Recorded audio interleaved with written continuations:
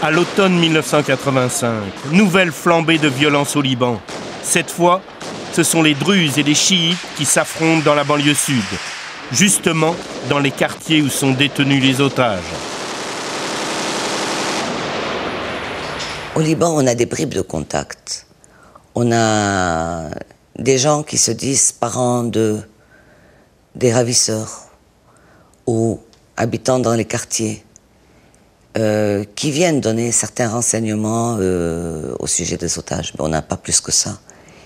On sait que, d'après eux, les otages sont vivants. On sait que un otage est malade par la suite. Je pense que c'est papa, en fait, c'était Sera.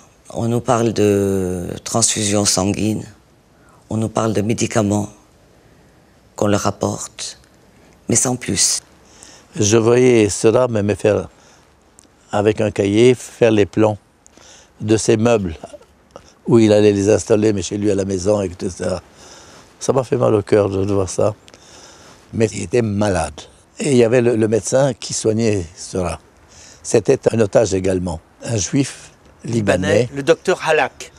Halak, qui était très gentil, très gentil, très gentil.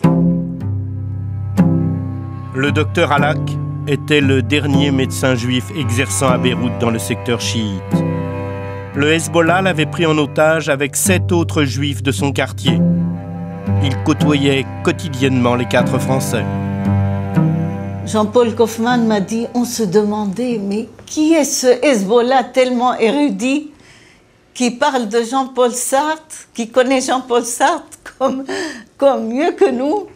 Qui est ce Hezbollah qui est médecin, qui a un diagnostic tellement extraordinaire? Mais qui est ce...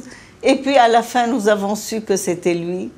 Et il venait tous les soirs avec son matelas enroulé pour rester avec nous la soirée. On entendait de temps en temps, de la nuit, le docteur Halak passer avec Sera, le prendre aux toilettes et tout ça, et revenir. On entendait M. Sera gémir, et il était mal en point, le pauvre. Michel était malade et se taisait.